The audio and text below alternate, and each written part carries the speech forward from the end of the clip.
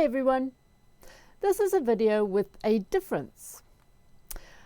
I had a wedding to go to of a dear friend of mine's youngest daughter, and at the last minute, which is the usual case, I saw a photograph online of their dog.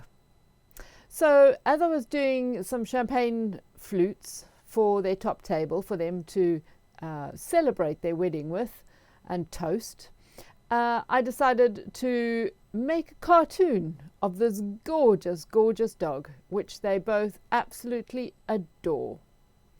I saw the photograph and thought to myself, that is perfect as a very simple little cartoon, and it will be a recognizable image of their beloved dog. So this is one of the two champagne flutes. They are absolutely gorgeous, very heavy lead crystal with a very modern sort of cut to them. And though it's not very clear on this image, the cutting has allowed spaces on the front, the sides and the back. So I have decided to use the main large oblong shape on the front and on the back only. They are a very young couple, and so I'm thinking of something a little bit more modern looking. As per usual, my choice of program is Adobe Photoshop 2021. Fantastic program. I absolutely recommend these programs, the Adobe range. And so it was a case of putting the photograph of the dog into this program and just removing any shading and removing basically any half tones or kind of smudgy areas and turning it completely into a black and white image. So looking at the picture of the dog again, you can see there's quite a lot of grey area around, say for example, the eyes, the nose, the mouth, the ears, by the bow tie even, and that I will obliterate and turn it simply into a black and white picture, which you will see right here.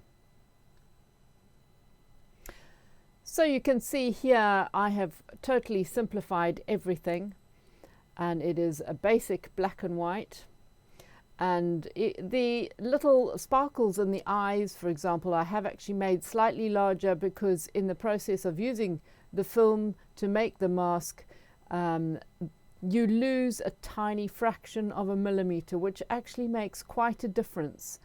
And so my artwork I generally make ever so slightly thicker, and that helps to produce a nice clear image.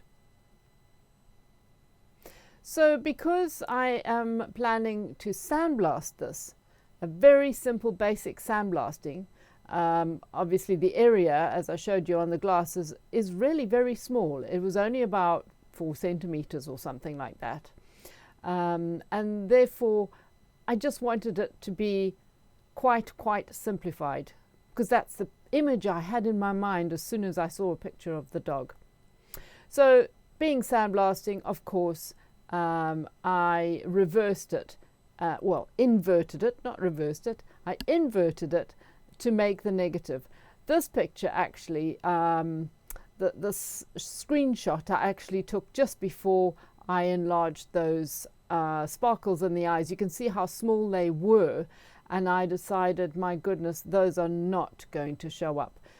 You sort of get used to, when you look at the screen, you get used to what is not going to show up and what is, and you make sure that you produce the tiniest bits that are actually big enough to be clear on the sticker, if you want to call it a sticker, the mask, for when it washes out.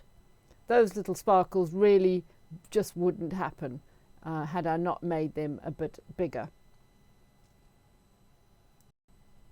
So obviously everything that you see black is going to be white on the glass. Simple as that.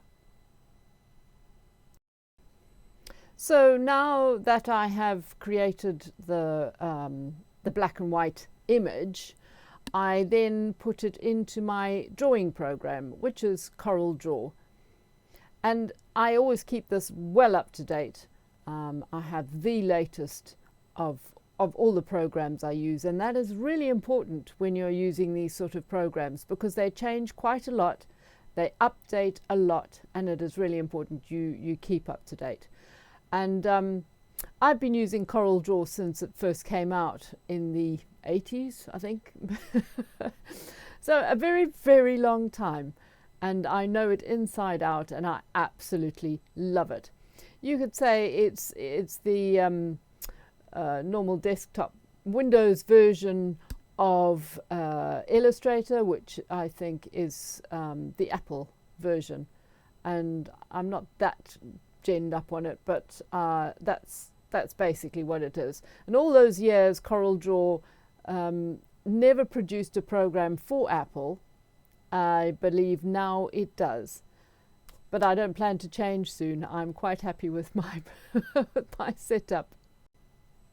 So straight into CorelDRAW, and the black and white image, which was a JPEG, I will then in the drawing program turn into a bitmap, and then it is very simple to trace it. In other words, it will automatically turn it into a vector drawing. And a vector drawing means that it has little nodes, which means you can move it around and manipulate it, but the main thing is you are able to make sure that the lines are lovely and neat and clear. There is no pixelation. It is absolutely perfect for creating a piece of artwork, to print the artwork, to make a mask to sandblast. I use either the clip art or the logo option normally. They do the job perfectly for me. I also had the invitation. Well, it was actually an online website, if you like, with all the details of the wedding. A very modern thing. It's absolutely fantastic. And of course, they had chosen this font for their names at the top, and that meant that certainly I was going to use the font that they have chosen. That is really important. So I basically completed the same process again. I made sure that I had a very clear black and white image of their names. I then converted the picture into a bitmap. I then got the CorelDRAW program to trace it again and create a vector drawing. Then I broke it up, taking the M and the R, which in this case I have just put into different colors just for easy on the eye, so I can see what I'm doing, and moved them around. I also neatened up the ends of the M and the R, and I played around moving the three little letters around until I was happy with the layout. So I wish I'd taken a proper screenshot. I think I stupidly I was doing it in such a hurry. I was taking photographs with my mobile phone for this instead of taking a screenshot, because I don't know, don't ask me. Sometimes my brain doesn't quite get it right. I'm just doing everything at 100 miles an hour as per usual. Anyway, you can get the general gist. You may also notice that obviously I added the date in a modern sort of way, but it is not quite straight. And this, of course, is because the glass is curving. So it's on a slant, and therefore there is a curve that we have got to work with. And so I have made it slightly arched so that when I put it onto the glass, it will appear straight, as you well know. So on the glass, the area that we're working with is slightly oblong, a slightly landscape. And the dog, of course, is a portrait shape. So I decided to add 2 little hearts on either side just to give it a little bit more width, and so that it matches the area and the area of engraving in the front of the glass as well. And it's basically the mummy and the daddy, that being Mel and Ritesh, and they adore their dog. He is like their kid, if you like, as people's dogs normally are.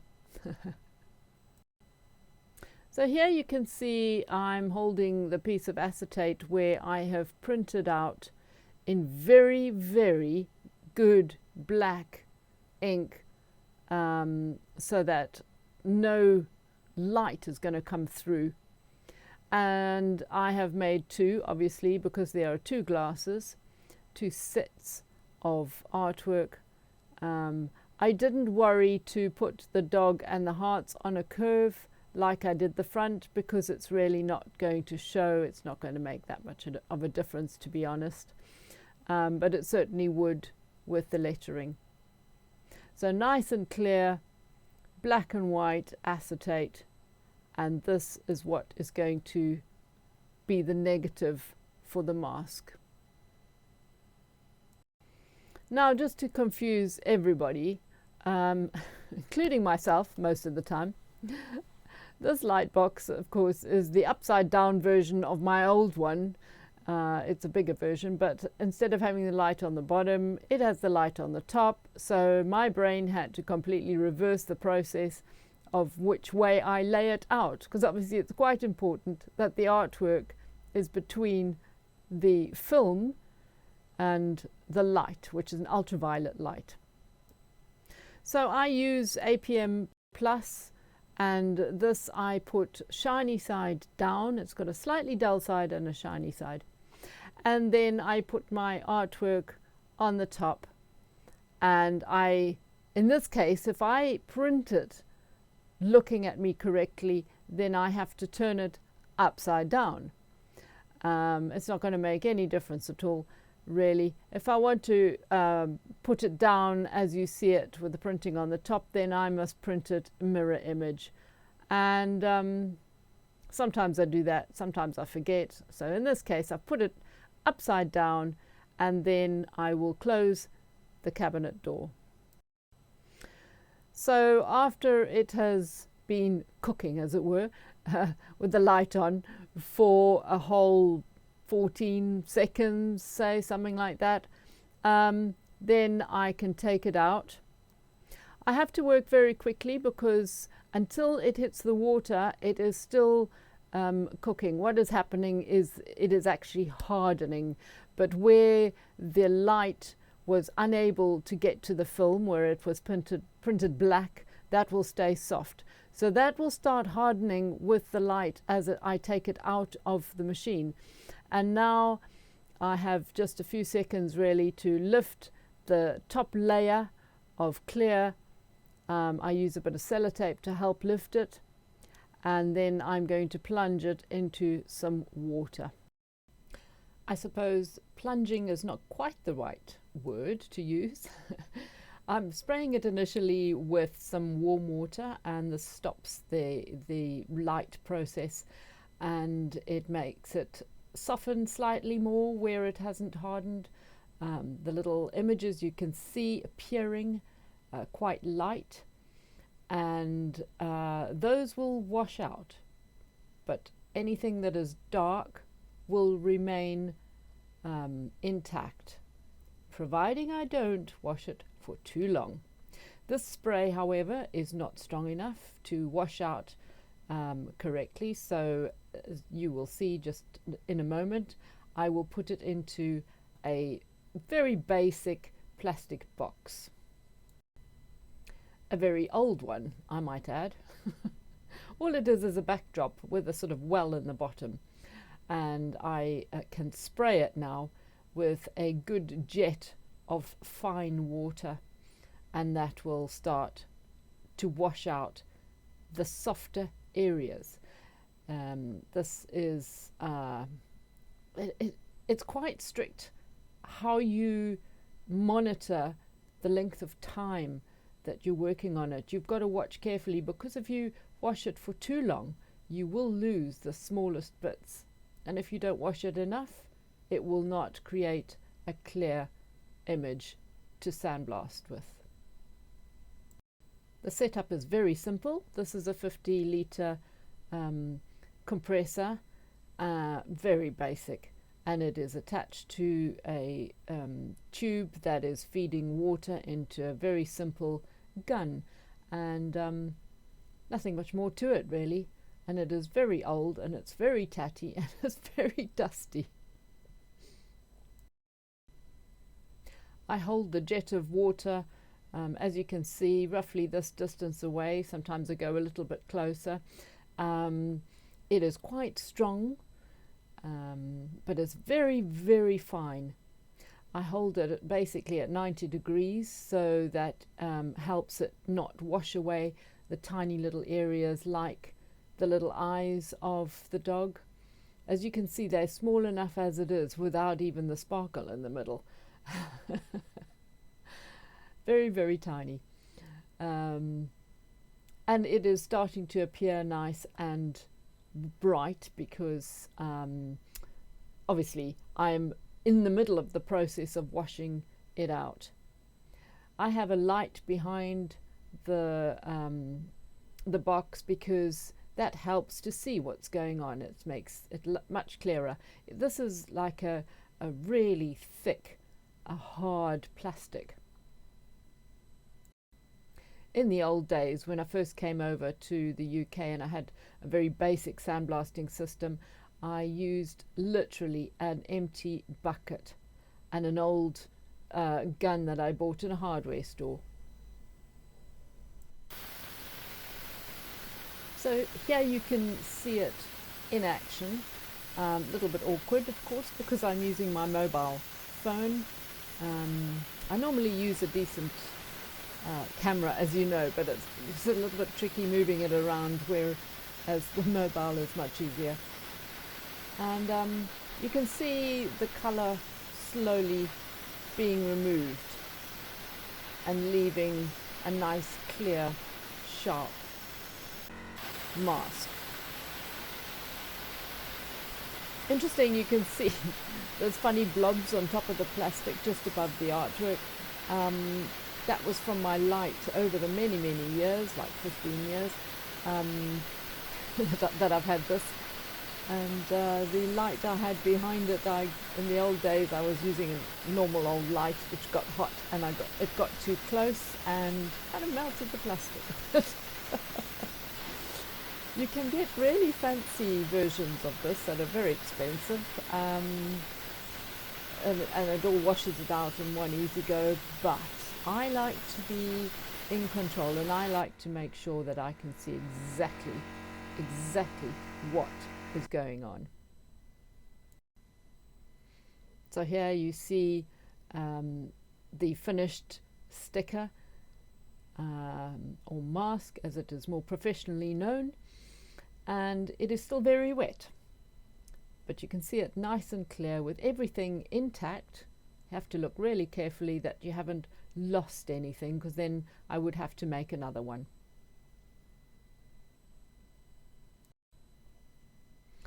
So again, there are expensive versions of a dryer, but when I am just making a single mask like this, or even 2 or 3 simple little masks, I find lying a hairdryer on the floor and pinning it to an ordinary little shoebox just for a few minutes while this dries, that is perfectly acceptable and efficient, quite frankly, very efficient. And this will dry in, well, I've never actually timed it before. It's probably about 5 or 10 minutes, and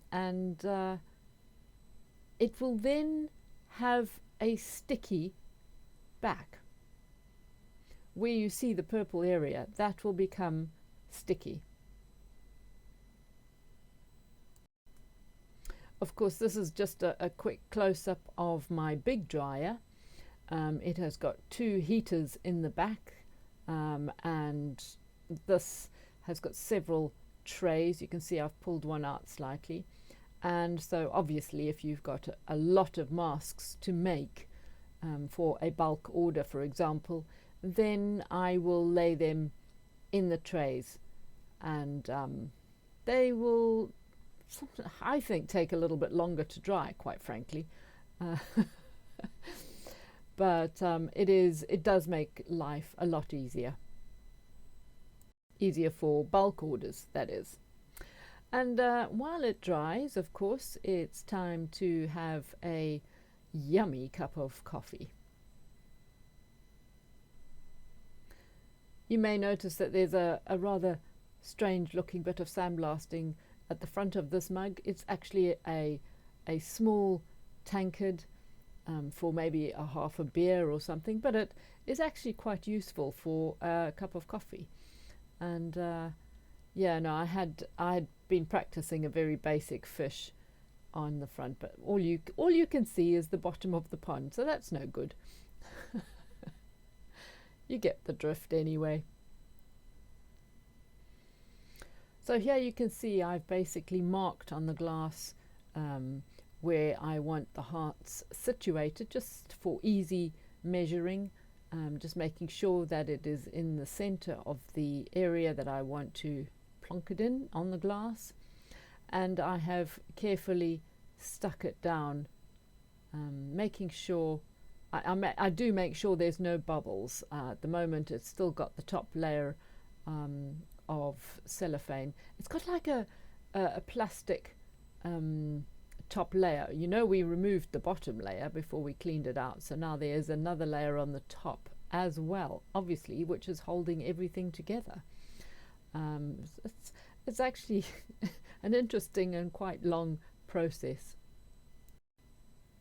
So here you see I have carefully picked at the corner, and I am slowly lifting the very, very thin bit of I don't know what you would call it. I call it cellophane. I don't know. It's clear plastic anyway. From the top, leaving the rest of the sticker stuck nicely onto the glass. So it's this purple area is very, very thin, but it is amazingly clever how the aluminium oxide grit that I use in the sandblaster will simply bounce straight off that and will not go onto the glass. It's amazing, but of course we have to remove this top layer first. And then yet again, there is still a very, very fine film which is in the areas that that are in between. You can see I am just showing you by picking up a little bit of it. Now it is quite important that you get all the air out of this area so that it doesn't lift when you're blasting. If there just happens to be a bit of air, it may lift up and then lift up the parts that are stuck to the glass. You don't want that happening, because then the sandblasting will bloom out of the area you want, and that's not very nice. The process is actually quite simple, and that is gently, gently running this little wiry brush, I've got makeup on the brain, over the top, and it punctures this very, very fine film, and it means that you can then squash out any air that's left in it, because when the sandblasting gun gets anywhere near that, it will just instantly lift off. It will just obliterate that and begin to sandblast the glass itself. Of course, the other side, we're doing the lettering. I am doing the lettering, sticking that on the opposite panel, and because the glass is curved, I am dealing with a little bit of lift on the side, and quite frankly all you have to do is snip into it with a pair of scissors, but if it's not too extreme, I can manipulate it as you can see, there's a bit of lift there, and I make sure that I don't have that lifting and bunching where the actual lettering is, and then it will just lay quite nicely. So here you see I have taken off the top layer of cellophane, as you saw with the dog. That has come off, so now all that we are left with is the actual sticky film, which is very tacky, but also you've got to be careful that you don't knock it with your nail or anything like that, because it will lift very easily. So you've got to be very gentle with it. Now I've squashed out all the air, and now you're thinking, well, you've got the rest of the glass that is still exposed. What's going to happen to that? My gun in the sandblaster is not a tiny little one, it is quite big, and so obviously I have got to make sure that it doesn't get to the rest of the glass. And that of course is very simple. I use a very basic packaging tape, and that very carefully covers any bit of glass that is still showing. And of course in this case we've got the sticker on the opposite side as well, so I've taken it all round the edges and surrounding the other one as well, the other side. I don't bother all the way down the stem, because obviously my gun is going to be pointing around the top, but sometimes you do have to be careful that nothing is going to get just even that edge of blast of air. It will be bouncing off and into a different direction, so it's not going to, in this case, go down to the bottom of the stem, for example. Of course, as you've seen before, this is my big old sandblaster. It has a back hopper, which you see on the right hand side of it, and then in the front is the front hopper, and that contains a lot of the aluminium oxide, and as you are blasting, there is a vacuum cleaner kind of effect that's sucking any floating sand into the back, sand and bits of glass. I call it sand because it's aluminium oxide, and bits of glass, of course, that is coming off, and that gets sucked into the back hopper, which then collects. There's the lighter bits of glass are generally collected on hanging bags that are in the back, and then the heavier grit is actually mainly drops to the bottom, which you can then take out and put back into the front hopper and reuse. What else can I tell you? There's a hydrovane compressor which runs this. It produces instant pressure, and for normal sandblasting I use a 50 psi pressure. This is a Venturi system, so it is a suction. It is not, I know I've mentioned the word pressure, but it is not it's not a pressure system, which is quite different. In the pressure system you can control the pressure with your gun. I cannot in this case. I have to, if I want to change the pressure, then I stop the machine and I just turn it down, and quite frankly I'm happy with that. I usually only do a couple of tones if I am doing any grading of sandblasting tones at all. The rest I would be doing by hand anyway. So one glass at a time, I have put this into the front hopper. You can see the gloves are very heavy duty gloves, which I put my arms through from the front, and you can see the main gun is on the left hand side there, and at the back you see another gun, and that is just air, and that I use to generally just blast with the air onto the glass afterwards, which takes off any major amount of grit that's sort of in the glass, around the glass, so that when I take it out, there's minimal that's going to go down my drain when I wash it. It's just as simple as that, really. It still makes a mess, and I still have grit all over the floor when you take it out. Yeah, it's quite a messy process. On an area like this, for example, this front area that's facing me now, that area I probably would spend about 40 seconds or so. I count all the time, and because you're trying to make them both match. So if I spend 40 seconds blasting this one, I want exactly the same depth on the other side and on the other glass as well. So sometimes there's less, obviously, depending on the area that I'm working on, also depending on the type of glass. This is a very soft crystal, so it will work very, very quickly. With that sort of pressure, it will eat into that quite quickly. And I would love to be able to film me blasting, but of course I need to be an octopus for that. So here I'm showing you one glass. The one on the left has been sandblasted already, and then the one on the right is still waiting to go into the cabinet.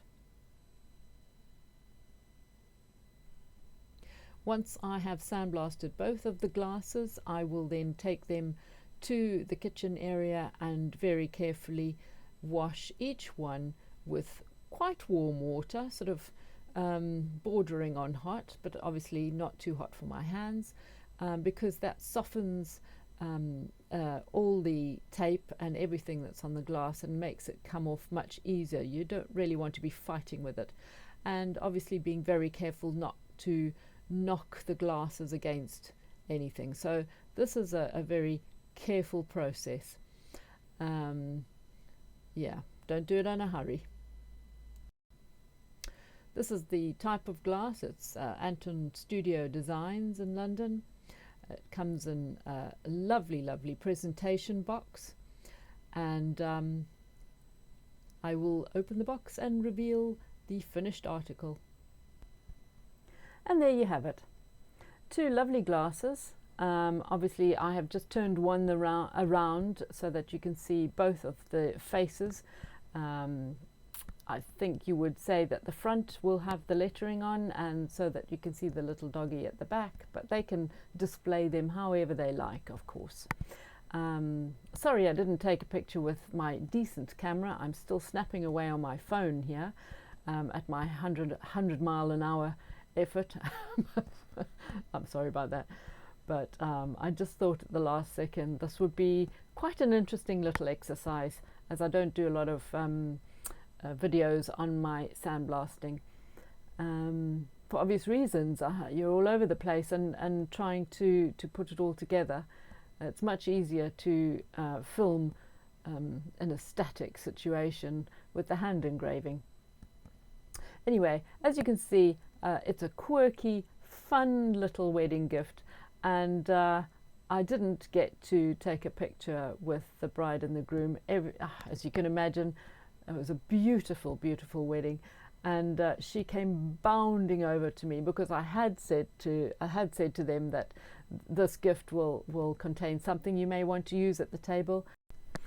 Mel knows me very, very well, and she knew what was in the box, and so they opened it, and she was absolutely thrilled to bits, and she said, "Oh my goodness, Marnie's here, Marnie's here."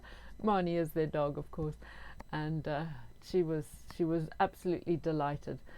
So I was really thrilled as well, of course.